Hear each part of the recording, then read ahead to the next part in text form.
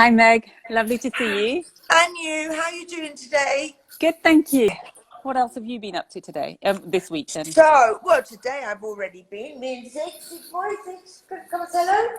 Come on, come on. There. So, say hello. We have Hello. already done our 2-hour walk. We get up at 6 and we walk till 8, don't we? Okay. Oh, yes. So we do that 6 to 8 every morning. So by the time we get back at 8, we feel great. So whatever, wind, rain, whatever, don't resist. It means that there's nobody in the park. You can be off the lead, nobody Yeah. screaming and shouting. It's not all those awful joggers that are just spewing their germs all over us. And we get to see the same people now. Yeah. So there's a certain group of people now that we get to say hello and we have chats and it's really nice. Like your So 6 a.m. club. 6 a.m. club it's called. Yeah. So, and I think I will carry that on now because I get up to 8,500 steps. That's good, isn't it? Oh, that's really good. Excellent. Yeah.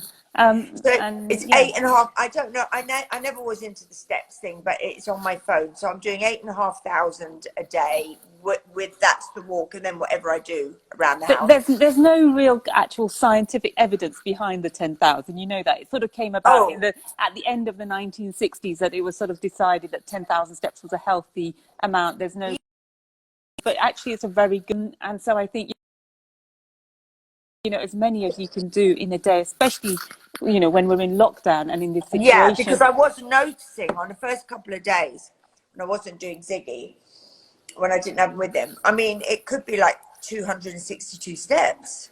Yeah, it can be. It can be. It's not very much. Because I was sort of going there. I wasn't really doing much housework because the house was already clean. Because you hate cleaning. I hate cleaning. Yeah, I hate cleaning as well. But I mean, I did, it's like I wasn't really doing anything. So I thought at least that does help. And then I do the class, the Tara Tooney class, which is amazing music and moving and everything. And that's for an hour. Yeah, so, I mean that's quite a good thing to lead into in some ways. We can talk about exercise and menopause and, how good it is and what one should be doing. We should. So, just from an exercise point of view, the British Heart Foundation do recommend 150 minutes of what we call sort of moderate to gentle exercise, which is walking, light jogging, or 75 minutes of more moderate to I suppose strenuous exercise. And you can break it down into chunks. I mean, it should be at least 10-minute chunks. So even those who aren't getting out and getting that many steps could still do a 10-minute sort of workout at home. Whether it's dancing, putting some music on and dancing. And just dancing, which we know is great for serotonin and endorphins, a good track. Yeah. Always. So, because what exercise does is it like you said, it releases serotonin, it releases endorphins and also dopamine, which are all the positive, happy neurochemicals. And we need those in menopause because our estrogen levels are low. So when estrogen is low, it tends to push down those happy chemicals. Yeah. So exercise is a real positive thing. But it can be hard, when you're not feeling very motivated. And that's why sometimes I say, do it in 10-minute chunks, prescriptively almost, morning and evening, like you're taking a tablet, like you're taking a pill. Yeah. And that can be a really helpful way. And the other, I think, nice thing at this moment in time, the positive to take away from lockdown is that you've got, like you said, all of these online classes. You've got all of these online classes, which are all free, and have you been doing Lucy Wyndham? Doing Lucy's workout. Yeah, Lucy's lovely. Someone just said that. And I think you can do it in the safety of your own home. I mean, when I moved to London about 3 years ago, I felt a bit dumpy and frumpy, and I remember going to my gym. And dumpy and frumpy? No, hear me out. I felt dumpy, and I went to the gym, and I had plucked up the courage to do an exercise class. This is a Virgin Gym in Notting Hill. And I actually did a U-turn. I walked out of it again because I felt intimidated. So I think there is this lovely feeling now that you can do it at home. You can build your confidence.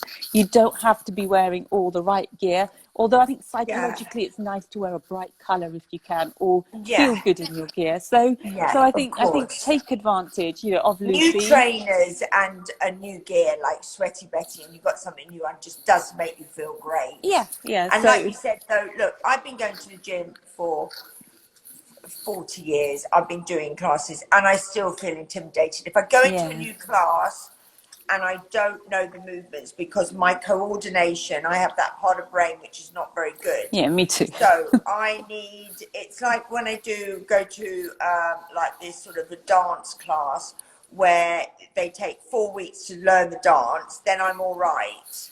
It's not whether it's just one class, one dance, you know. So you're doing this boxercise. So it's like boxercise. So it's not really a dance, but it'd be jab, 2, 3, Yeah, 4, down, lunge, jab, yeah. 3, 2, 4. I mean, I'm like, and I just can't. And you're absolutely right. So I'm usually the one right at the back of a Yeah, and I class, need to and be slower, and I can't take it in so quick. Even though I speak a million miles an hour, that bit of my brain, if we looked at it, wouldn't function as much as quickly as this part yeah. does. So I think at home with like, because I have that big iPad, so Okay, that's yeah. great. I put my earphones in, and then I do the Tara Tooney, the class. I can't swear much more that it's brilliant. It's £30 a month, and you Okay. can do as many classes as you like a day or a night. Okay, well, I did one yesterday with Christina Howell, who's on Instagram as at That Girl London, and it's amazing. She gets you to hold a tea towel and stretch it, pull it, Yeah, and it's incredible how it uses muscles that maybe you didn't realize. And because we're spending so much time sitting at desks or over our tablets, yeah, you of know, it really course. helps to sort of help with posture and things. So but it, you know, if you're not into that, do 10 minutes twice a day. Do what you like. Do a bit of, you know, Yeah. Zumba dancing.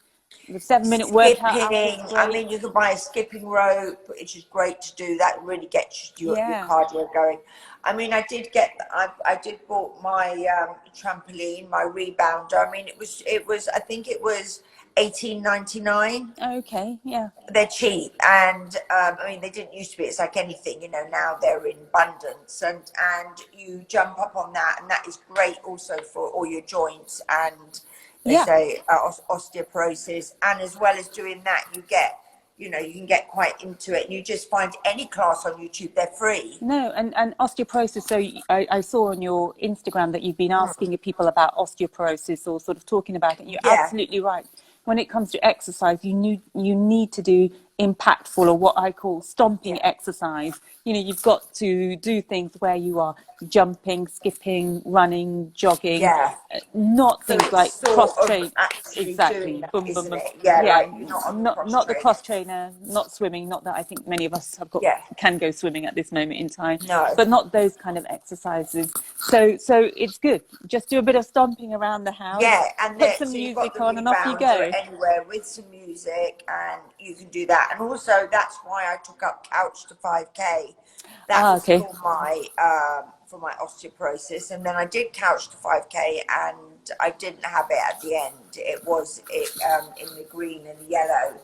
So that just shows you I didn't take any osteoporosis medicine. I just took the estrogel, which Yeah. is the estradiol gel, and I did 5 pumps of that, and without any osteoporosis medicine, because I just had heard Because yeah. so many bad things about it.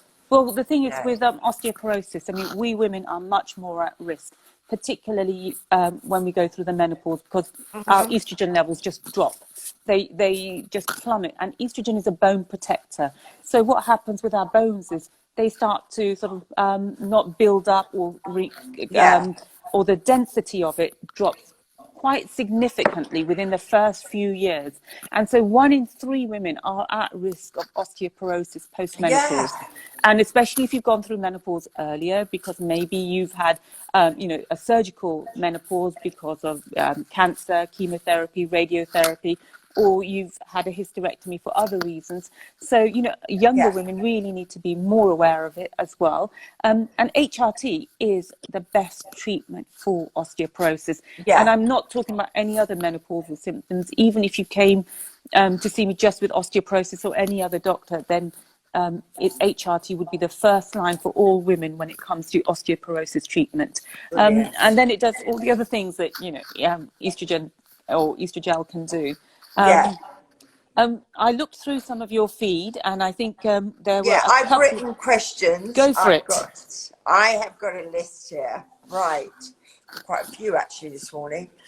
Okay, so, I hope you're well. And this, I think this time works very well. And I think it's quite nice that it's an informal chat, and basically people can just send their questions in. And then we can go. It says, hi, haven't you heard of seed cycling? Meant to be great for balancing hormones and menopause symptoms. I'm just looking into it and wondered if it's something you would recommend. I don't know a huge amount about it. I think it's more in that bioidentical market. And, is it? I've never heard of it. No. So it is very, it's not what I would go along the lines of sort of regulated body identical way of managing your menopause. I didn't even heard the word seed So cycling. I have heard of it, but it's not something I would be recommending, no. Okay, right. Well, we'll leave the first one out, but maybe we could look into it anyway. Let's see what we find out. I'm going to make a note of it so we can maybe have a bit more. Quite interested anyway. Good morning, Meg. I wondered if you could help me. I'm nearly 49 and going through the perimenopause. I think every month after my period, I feel terrible, weak, headaches, muscular aches, and my new symptoms is feeling dizzy. I went to bed feeling terrible and woke up feeling really dizzy. Can you recommend anything to help me? Thank you. Well, 49, I mean, you've got symptoms of, perimenopause there, and those symptoms are all to do with your decline in hormones, your estrogen. A lot of women think, headaches, that can't be to do with your estrogen, or maybe I can't take HRT. Actually, it's a very common symptom that women get hormonal headaches because of the drop in hormones. So I can't remember her name, but I'm going to say her name is, did she say? Okay, no, she didn't say her name. Well, I mean, I think you should go and see your doctor. I think you should discuss your options in the sense of, is HRT an option for you, or is it an option you want to consider? And I think that would be my first line. Also, look at your diet. Maybe cut back on caffeine, things that might trigger those headaches. Make sure you're well hydrated, so you're not experiencing dizziness, or is it related to that? And also stress. Try and sort of calm and relax, because stress and anxiety also tense up muscles and also create sort of headaches and sort of neck and shoulder pain as well. But to me, reading that, I would say come straight to you, because every one of those symptoms there, they don't get any better. No. And if you can go to Dr. Harper after, you will be able to have a gel, and within 4 or 5 days, most of those will have gone. Things will improve pretty rapidly, but I'm just sort of giving a broader overview. I know, but I'm saying that, I've been there. I'm 49. If you were saying you were 42 or 43, I'd be saying perimenopause will be going, probably every few weeks or whatever. But I think you're telling me this at 49, I think you'll probably see that the gaps between all the dizziness and the aching joints, any minute now, they will just be every day. Yeah, basically those symptoms are here to stay, whereas like you said, they are here to stay, and there's no gaps. You won't be having a week, and you will see that you will wake up and you will feel dizzy, and you'll have a headache, and you'll ache every day, and before you know it, it will be every day, won't it? It will. I think, I mean, and I hate to say this, ladies, but this is what happened to me. Right, next one. Hi, I hope you're well. I just need some advice. I think I'm perimenopausal, age 44. Like you, my anxiety is off the scale. I can't deal with anything at the moment. Would your advice would be anti-anxiety meds from the doctors? I don't want HRT yet. Okay. And can't afford to go private. I would love to know your thought. Well, There are a number of things, to try and do some strategies that Yeah. maybe you could put in place. I mean, anxiety is a very common symptom which does arise during this time period. And when we're talking about menopause, we know the average age is 51, but some women do go through it much earlier. And Yeah, some of women course. also have maybe what we call predisposition to go through it earlier, if they're a smoker, if they've not had any children, ethnic minorities. So if you don't want to go onto HRT, the options out there for you are some natural things. For example, like we've talked about exercise. St. John's wort is a natural remedy, but it could interfere with some of your other medication. Think about things like CBT, mindfulness and meditation. That can help, Yeah. because a good night's sleep. CBD, my CBD is Yes, actually, great. yeah. And I'd like to talk to you about that afterwards as Yeah, well, for a number of my patients as well. So yeah. those are kind of the things that I would generally recommend, from a non sort of HRT perspective. You can try, an antidepressant for your Yeah, I went anxiety. on. They put me on citalopram. I think that's one of the Citalopram, lowest yeah, ones. yeah, Citalopram, and they did sort of say to me, "Oh, this will help with hot flushes as well." I yeah, don't know yeah. whether that's what the doctor told me Yeah, at it's the an time. off-license indication. It can help, but depending on the dosage, because Yeah, anxiety makes hot flushes worse. So it's a sort of a chicken and an egg egg situation. thing. Yeah, But I find it a bit strange that you're okay to go on to but you don't want to take antidepressants, but you don't want to take HRT, but you HRT. want to take something that will actually Yeah, completely, mm, play around with your brain. yeah, Yeah, I get that as well because, but at the time I didn't really know about HRT, so I was just like, mm. give me anything because anxiety, I didn't put anxiety and estrogen together because nobody had explained that to me.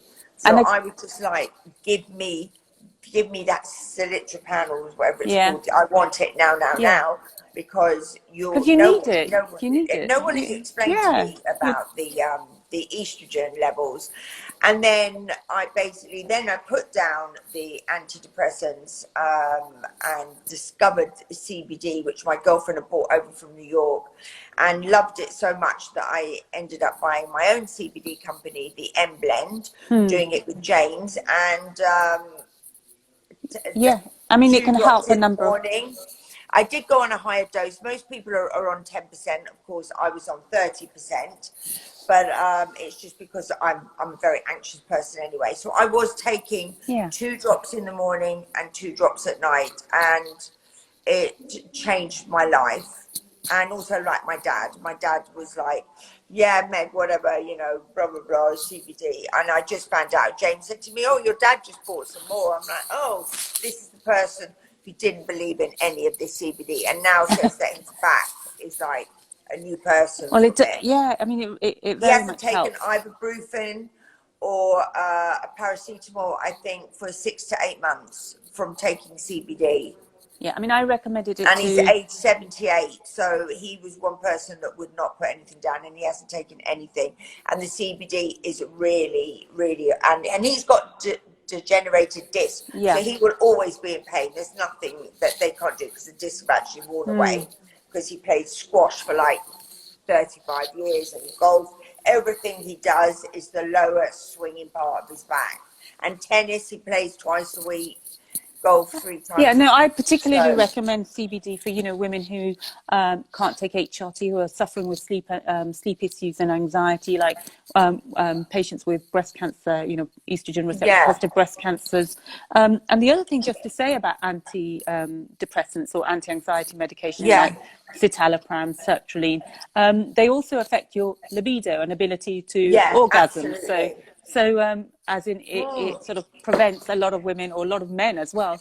It Yes, makes it I more agree difficult. totally. It I makes have it more been there. difficult to It orgasm. makes So it a lot more difficult. Yeah, yeah, I will get you if you just give me your Harley Street address again or your home address. yeah, I'll get you a big box of everything sent over. The gummy bears. I can okay, do yeah, the big box over to yeah, you. because it's quite nice to sort of share with Yeah, because and now the I'm gummy doing bears online and show, and consultations. I'll give you Yeah. some anyway for you Oh and yeah, your yeah. partner to try anyway. Okay, I'll that'd give be you some great. and see. Yeah, it takes about 10 days, but then you'll both be able to see and discuss it because then you both go, yeah, actually, it does work.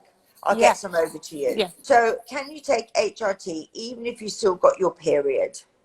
Oh, yes. So it's almost like every week we have to cover this question, This because I question, think, because people cannot get unfortunately, their head around it. well, I don't think it's people. I think it's when they go to their GPs and their doctors. I think their Okay. doctors aren't getting their heads around it. And Mhm. so they're sending women away, and women Yeah. are suffering with symptoms. So I'm going to say it again. Yes, you can. Yes, you can. You know, it's all about your symptoms. You know, a lot of women may have regular periods, even, you know, before they go on to HRT, because they've got so many symptoms. You don't have to wait for your periods to stop. I feel so passionate about this. I And know, and I I'm with think you it's, on this one. And and this I is think where it's we're going to not, change. yeah, and I don't think Where? it's women, because I think obviously women are wanting to get things done, you know, or want to feel better, so they go to their doctors, and I think their doctors aren't getting to grips with it. Funny, I'm going to be doing a webinar for doctors, funnily enough, based on Great. this. And leading on to that, another woman did ask a question: do I have to stop HRT at 60? And the answer to that is no as well. So there's no end point. The only reason to stop it is if you have side effects, or if you've developed Yeah. maybe some other medical conditions that might mean that you have to come off it. Maybe, you know, sort of to do with your heart, Yeah, of blood, you course. know, all of those, from breast cancer. So all of those reasons are why you would come off it. But otherwise, Yeah. no, there is no reason why Yeah, you I have am to come off. so all for it. I mean, if you're having terrible PMS, Yeah, then why not pull your estrogen up so you feel yeah, better yeah, than going through those weeks where, you know, women are like wanting to stab their husbands and, you yeah, know, just can't really cope. They just feel so yeah, awful. yeah. I mean, So, that's what, you know, I have a lot of friends like that. Number one, this is the second one. What about taking testosterone? Yay or nay? Well, I think it's a definitely yay, yay. yay. I mean, Yeah, simple as a yay. You know, I think it's a yeah, really good one to take. I think, you know, the sooner you start it, the better. The way it yeah, makes you feel, you know, your libido, your brain. You know, it's also good for your muscles, because obviously we get muscle wastage as well when yeah, we're going through the menopause. So, you know, a number of reasons. And one of the things I also touched upon in my Facebook Live on Wednesday was for women with breast cancer who are on an aromatase inhibitor like anastrozole. It may even though they've got estrogen receptor positive breast cancer, testosterone might still be an option for them. You know, by discussing with their GP and with yeah. their doctor and Can their you oncologist. explain that to me about the Ah, okay. estrogen? Yeah, because I don't really, that would be interesting for me to know. So So so when you say they've got breast cancer and it's estrogen receptor positive, it means that the receptor, estrogen receptor positive, it means that the breast cancer is due to estrogen receptors on the cells in the breast causing cancer to multiply. So so you basically, wouldn't put estrogen is feeding estrogen it. Yeah. in? So No. basically, the estrogen is feeding the cancer in a nutshell. Ah, So okay. the estrogen is feeding the cancer. So And they can cheap, tell that from all different breast cancers, which yeah, ones are that? yeah. Oh, They do a okay. biopsy. So they do a biopsy, And then they can and tell that that one is the estrogen positive one and that one's yeah, not. So that one's not. could you have some women that have breast cancer that would still want to take the estrogen? So if your breast cancer was estrogen negative, as in it wasn't the cancer wasn't being fed by estrogen, you can go on to HRT. Great, that's very interesting because all of a sudden I always thought that all breast cancers were estrogen positive. No, no. And that word, because I kept getting that wrong, because people say you're estrogen dominant, and then other doctors would say to me, don't listen to that. You're not estrogen dominant, Meg. And I was But thinking, but that's you know, different from what's estrogen that mean? positive. That's different from estrogen positive. Yeah, So what's estrogen? I am not estrogen dominant, but I wanted to know why people get said that. it's a bit like those women who have PMS symptoms. It means Yeah. that they're progesterone sensitive, because they estrogen dominant means that you feel much better on the estrogen side of things. So Okay. you may well be estrogen dominant, but it's not a negative thing. Okay, Yeah. it's just a way of sort of saying which symptoms you predominantly have and feel better with. But when it comes to breast Okay. So cancer, I was getting mixed up with when someone was saying they're estrogen dominant, then that meant that their breast cancer, then they would not be able to take estrogen because it was no, causing breast cancer. no, So no, estrogen dominant is completely different. different to Yeah, different to park the word you park said that. before. Yeah, I'm So going to. park Okay, that. let's park that. That's something interesting So, I've learned so, today. so a cancer is when it's estrogen receptor positive. It means that the estrogen is Receptor positive. feeding on the receptors in the breast to make the cancer grow. Right, Okay, okay. Estrogen okay, receptor positive and estrogen dominant. Okay, that's good. okay. Brilliant. I've learned something today. Yeah. So those women who are Great. not estrogen receptor positive Yeah. can go on to HRT, and those who are, so the treatment that they get after radiotherapy and chemotherapy Yeah. is an estrogen blocker. So basically, it Right. blocks the estrogen getting to the breast to make the cancer grow. So it's estrogen blocker. It's a So blocker. I feel I'm Okay. going a bit scientific here, but No, testosterone. no, it's good to know all this because it comes So up all the time. So testosterone does eventually convert to estrogen, but if you've got a blocker in place, then Yeah. it may well be that it's such a low dose of estrogen that it converts to that you could potentially be on testosterone because it's still blocking the effect It's blocking the effect. Yeah. to the breast. So logically, there is a potential Yeah. there as long as you're on Ah, treatment. okay. Well, that's good and interesting. And I've learned something good today. Okay. Right. I think that's the last of my questions on here today. Okay, and I think Yeah. the only one We, slightly was what that we got? some What hot. strength? Oh, here we go. What Oh, good. strength CBD do you take? Okay, so Ooh, Samantha, I would start on 10%, which is 2 drops in the morning and 2 drops under the tongue in the morning and 2 drops at night. You can go 10, 20, 30, 40, 50. It gets very expensive. It's very strong and it tastes vile the stronger you get. And that's more with people who have cancer and have, very, very painful, like real pain. So 10%, I would always start with 10 and then move up if you feel you need to, but 10 should be absolutely enough. And you can buy it off the website, megsmenopause.com, or you can buy it off the app. And also you get with it a free sanitizer and you get a free face mask with the CBD. oh, that's fabulous. There you Oh, go. that's fabulous. Yeah, Oh, wow.